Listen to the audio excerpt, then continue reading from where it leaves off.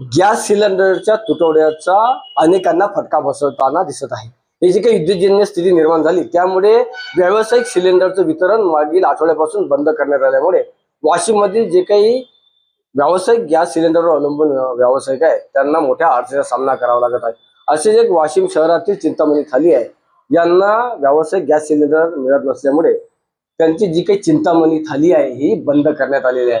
आपण पाहू शकतो यांनी इथे कसा बोर्ड लावला, जे काही त्यांचे येणारे ग्राहक आहेत किंवा जे दररोज जेवण्यासाठी येतात त्यांना आजपासून ही सुविधा बंद करण्यात आली आहे, कारण त्यांचा कोणताही इलाज नाही। यांनी इथे बोर्ड लावला की गॅस सिलेंडर टंचाईमुळे चिंतामणी थाली बंद आहे, त्रासाबद्दल क्षमस्व। या मालकाचा किंवा जे काही चालक आहे यांचा कोणताही इलाज नाही, कारण गॅस सिलेंडरच मिळत नाही आणि जे काही पर्याय आहेत गॅस सिलेंडरच्या ऐवजी ते या बंदिस्त यामध्ये वापरू शकत नाही। आणि ही थाली बंद झाल्यामुळे यांचे जे काही मजूर आहेत, जे काम करणारे कामगार आहे यांच्यावरही उपासमारीची वेळ आली आहे, कारण ही थाली सुरू नाही तर हे जे काही मालक आहेत किंवा ओनर आहेत हे त्यांना पगार देतील कुठून। माझ्या समेत हे चालक आहेत, ओनर आहेत, त्याचे मालक जे चिंतामणी थाली चालवते आणि इतर जे काही मजूर आहेत ते देखील। दादा नेमकं काय झालं, कारण व्यावसायिक सिलेंडर मिळत नाही? व्यावसायिक सिलेंडर न मिळाल्यामुळे आज मला थाळी चालू करून 19 वर्ष झालेले आहे आणि वाशिममध्ये आमचा चांगला गुडविल आहे, चांगलं नाव आहे। 150 रुपयामध्ये आम्ही 19 आयटम देतो आणि इथे जे म्हणजे बाहेरगावावरून लोक येतात ते पहिला चान्स आपल्यालाच, म्हणजे फर्स्ट प्रिफरन्स आपल्याला देतात।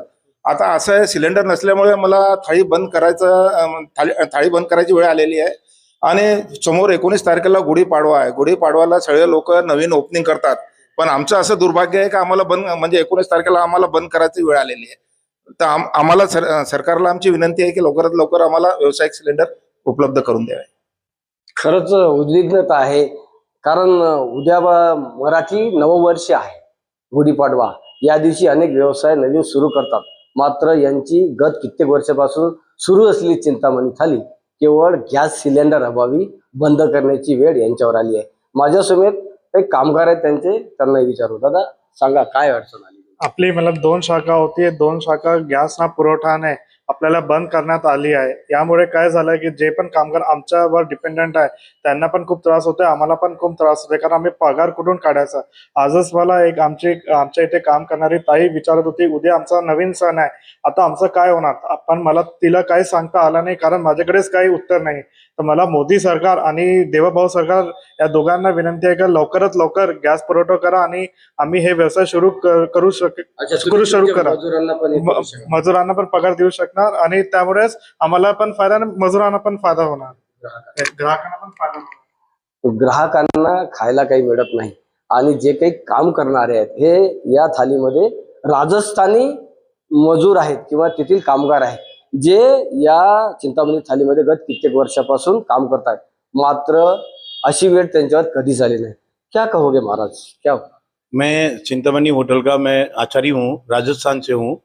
मुझे यहाँ 19 वर्ष हो गए काम करते। अब नौबत ऐसी आ गई कि होटल बंद हो रही है, गैस सिलेंडर नहीं मिल रहे, तो होटल बंद हो रही तो हमारे भी घर जाना पड़ेगा। लेकिन अगर गांव में जाके भी हम क्या करेंगे, मजदूरी तो यहाँ करते हैं।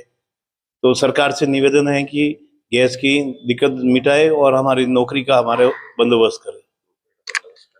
खरंच यांची नोकरी पण जायची वेळ आलेली आहे गॅस सिलेंडर अभावी। आणखी एक येथील जे काही कर्मचारी आपण त्यांना विचारू, जे काही कामगार आहेत त्यांना काय सांगाल दादा, नेमकं काय अडचण आहे? आमच्याकडं गॅसची अडचण आलेली आहे आणि त्याच्यामुळे आम्हाला आता घरी जायची वेळ आलेली आहे। घरी जायची वेळ आली, कठीण काळ आहे ना, कठीण काळ आहे।